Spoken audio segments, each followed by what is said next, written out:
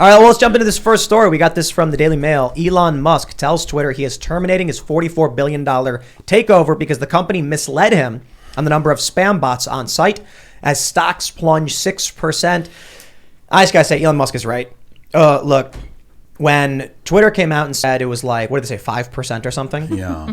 A whole bunch of, there were several different independent assessments that they were like, no way, that's way wrong. Oh, it's way off. 5% is like the number of real accounts. Right. No, I saw a tweet that I think was from Paul Scalise that was saying there's like at most 100,000 people on Twitter. I honestly, maybe true. Yeah. I think it's maybe several million, maybe tens of millions, but not hundreds of millions. I think it's all one big. I'd go with hoax. tens of millions. Tens of millions. Yeah. And you know what makes me think so? Donald Trump on Truth Social has 3.4 million.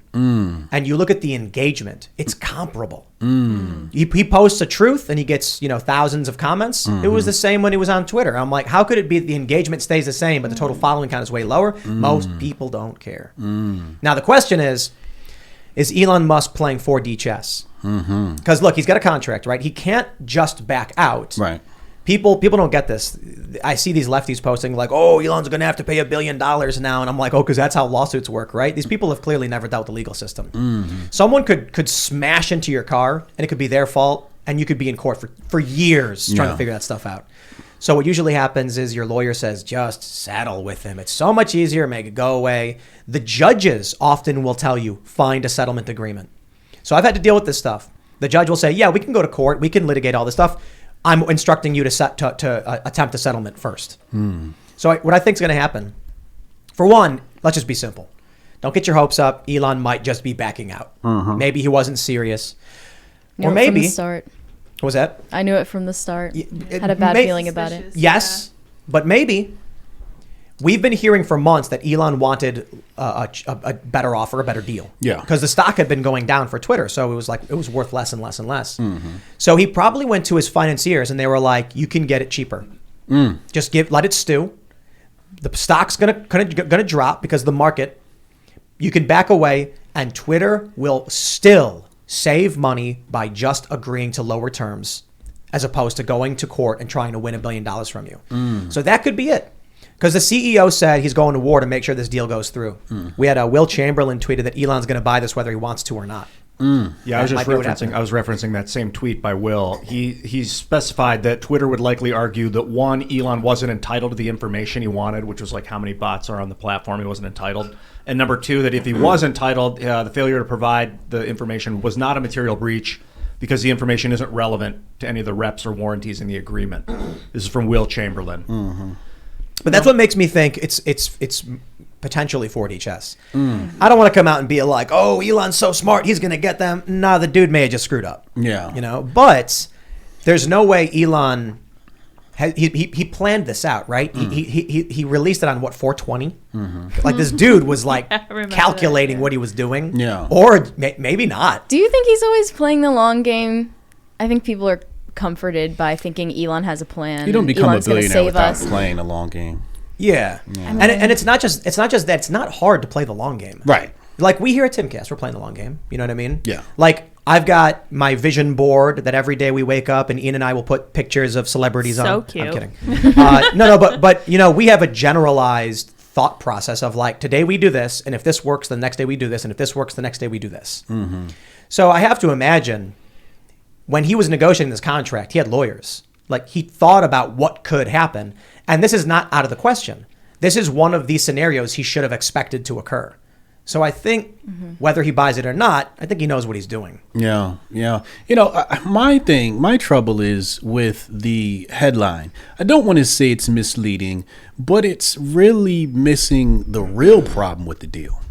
And we've all experienced this. When the whole Elon situation was announced, did you get a huge explosion in engagement? That's right. Okay, so and the left and celebrities lost a ton of engagement. They hundreds. It was crazy. It was the day after the deal was finalized. Right. All of a sudden, prominent left-wing accounts lost tens of thousands to hundreds of thousands of followers, and people associated with the right, libertarians, or the politically homeless, what do they call it, post-liberal? Yeah. Saw huge gains. I gained 100,000 followers in 3 days. people were getting unbanned. Right. Something crazy happened. Yeah. So my theory is the employees abandoned the project. And that's in part of the deal was, as any with merger, right? You have to keep your staff on staff, right? Because otherwise you're buying the company. The staff is a huge part of it. These are the people that run the thing every day, right? So I'm looking at the situation and I'm like, maybe that's the big problem. I don't think it's the bots. Like I think Elon understands the bot game. And I don't think that's a deal breaker. Like, there's bots when you're dealing with social media, right? I think it's the employees, because so many employees had a mass exodus. And then I don't know what happened, but I think they turned the algorithm back on because the engagement dropped again for us. Yep. But I think whoever it is up there, they're like, okay, Elon's going to buy this thing. Let's hide the algo, right? Right. And then like the deal's off and it's like, all right, turn the algo back on. And I think what you're saying attributes to that is like the left, huge amount of engagement, everybody else engagement drops, right? And so the algo favors that left-wing opinion, I'm guessing. But that's what I think the deal really came What down if it's actually a bit more nefarious, get a little conspiratorial? What if Elon fully intended to buy the platform? And then we've talked about this before. Alex Berenson, who was banned, do you know him? He was covering a ton of the vaccine stuff, and he skeptical. He got banned, filed a lawsuit, won, and was reinstated. And he said he's investigating government involvement in Twitter censorship. What if Elon was like, hey, I'm going to buy this platform, guys. And then he shows up to the meeting. And then Twitter says, as part of our disclosure process, here's our national security letter. And he went, oh, crap. And you can't say anything about it because you got an NDA. Yeah. And now he's like, I don't want to buy this. Right. Well, look at what Jack was saying when he was telling people about dealing with boards and all of that type of situations, dealing with VCs. There's a lot Jack was saying between the lines you kind of had to read. When I don't know if you watched it, but he was arguing with some people. Is there Jack Dorsey? Jack Dorsey, yeah. He's arguing with some people in the threads, and he was kind of saying like there's some shaky things going on with Twitter. With the Twitter and the government? He didn't allude to the government. I would say it's more like NGOs. Lizard people. Yeah, something more realistic like that. Yeah, more realistic. Elon shows up to the meeting and he's like, okay, so can we finalize these contracts? And they're like, yes, but 1 minute. Zorthon. Elon, we control Twitter. Or actually, Worse I'm than sorry. getting sworn in as the president. I'm of the sorry. United I shouldn't have States. said Zorthon. He goes, Hillary. Haha, as a joke. That's funny. But let's talk about the money. Is Twitter a good investment? To me, I don't see Twitter as being a good money play. I think it's a good power play, right? Because now you control this medium of conversation. But to me, I didn't see it as a money play. Like, I wouldn't pay $44 billion for Twitter. That seems like overvaluation. I think he maybe walked into a trap. Yeah. Because they're like, oh, by the way, the reason we do all this is because we have a national security letter and the government's got their gun to our back. And now you bought it. It's on you. It's on you, yeah. And he's like, crap. Yeah, I think this is a very powerful tool. Twitter is a very powerful tool. I don't know how you monetize it, but he was talking about a rumor. I don't know if you guys saw this. He wanted to turn it into like the WeChat of America, where he wanted all the payment systems and everything. Oh, right. You guys agree with that? That's not I don't know about scary. what's WeChat. Firstly, Well, in China, like You have a WeChat, right? I do have WeChat. I mostly made it as a joke, but I took it off my phone when I saw that my phone was browsing phishing sites for like 10 hours. What? Wait, Yeah, what? yeah. Like, you got hacked or something? I mean, I don't know if that means I was hacked. It WeChat stopped was- after I deleted it. So All right, what are then. you supposed to conclude from that? What is WeChat? It's one of the big Chinese social media platforms beyond Weibo, right? That's the other one that's like the equivalent of Facebook. Yeah.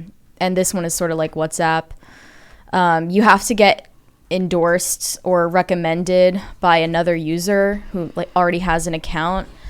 So I had to like reach out to somebody that I knew who knew someone who had it to give me like a voucher to get on the platform. It's like very exclusive and they don't want Westerners on it. they're owned by Tencent. I imagine it's just basically the CCP. So it's just a company, Yeah. a Chinese company that's Yeah. beholden And to the they CCP. really only want Chinese citizens on it, Okay. ideally. But like So. like your I made all it your as a joke to be financials- like, you can find me on WeChat, like as a joke. That's hilarious, by the way. That's hilarious.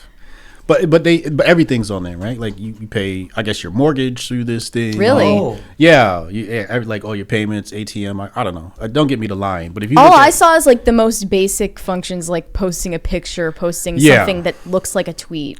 yeah, but if you're a Chinese citizen, like everything Yeah, runs through WeChat. I'm sure So it's you a lot can't different. survive in China without WeChat or something So like that. you're Like, saying kind of like Facebook in a sense. Yeah, there you go. But I guess Facebook If really you lost. use Facebook to pay your mortgage. Right. so you're talking about turning it into a payment system, like a payment services platform. That's true, because the metaverse is blending social media and payment services, as well as like all sorts of stuff, voting services. They're trying to blend like all these things together. So it's basically your life in the digital space. Centralization. Yeah, I want to swipe right on that guy and send him 10 cents, and that guy and send him $5 or whatever. Yeah, Jack Dorsey was trying to he's been integrating payment systems with Twitter while he was there. Yes. Well, he has. What does he do? Cash App. Cash App, And Square. and then they want Bitcoin tips, I think, too, or wasn't Bitcoin? Yeah. All right, well- yeah. You get tipped in Bitcoin. Yeah. Thanks for checking out this segment from the Timcast IRL podcast. But if you want to check out the full show live, tune in Monday through Friday at 8 p.m. And if you want more special access content, head over to timcast.com and become a member. Your membership helps sustain this company, keep our journalists employed, makes this show happen, and you will get access to exclusive members-only segments of the Timcast IRL podcast, and there's a massive library to check out. So again, go to timcast.com or tune in Monday through Friday at 8 p.m., and we'll see you all there.